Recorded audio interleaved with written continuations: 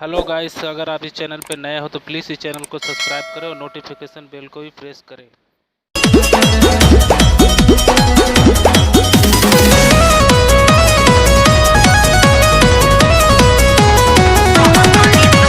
काहे मुँह ताकतारा टुकुर टुकुर हो सत्ता चनी देहिया में रहतनी दूर हो। का हो गई तारा के देख लेनी त खिया गई का। हम मेकअप खराब हो जाई त काहे मुँह ताकतारा टुकुर टुकुर हो सत्ता चनी देहिया में रहतनी दूर हो। कबो आइब न तोहरा हाथ में और हाथ में दिल चोरवलू हमार पहिले मुलाकात में का? दिल चोरवलू हमार पहिले मुलाकात में बड़ी भाग से भेटैलू तू बारात में कि दिल चोरवलू हमार पहिले मुलाकात में बड़ी भाग से भेटैलू तू बारात में। ठीक है बा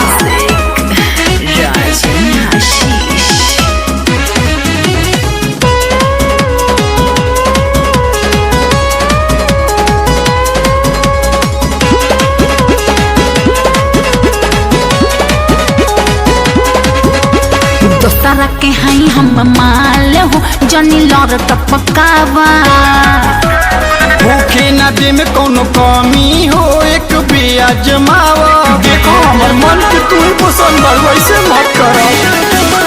दोसरा के हई हम माल हो जनी लौर टपकावा भूखे न दे में कोनो कमी हो एक बिया जमावा।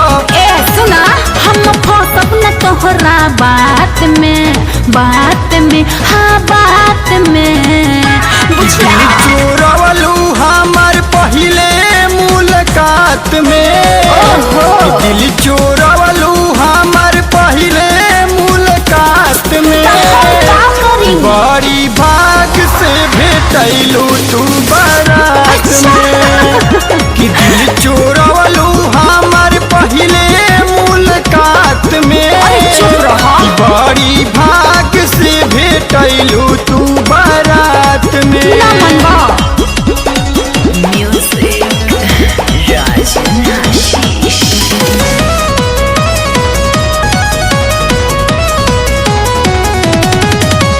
शादी में मुंडे न बिगाड़ा हो भीड़ बहुते बलागल तुहरे फेरा में बधारी करता बड़े रात भर जागल। मारो के बांस धइले रात बीत जाई कुछ भेटाई ना। शादी में मुंडे न बिगाड़ा हो भीड़ बहुते बलागल तुहरे फेरा में बधारी करता बड़े रात भर जागल। हम फसब न दोसरा जात में हाँ जात में दिल चोरवलू हमार पहिले मुलाकात में दिल चोरवलू हमार पहिले मुलाकात में कि बड़ी भाग से भेटैलू तू बारात में कि दिल चोरवलू हमार पहिले मुलाकात में बड़ी भाग से भेटैलू तू बारात में। काहे मुँह ताकतारा टुकुर टुकुर हो सका जनी दहिया में रहतनी दूर हो। कबो आइब न तोहरा हाथ में और हाथ में दिल चोरवलू हमार पहिले मुलाकात में का?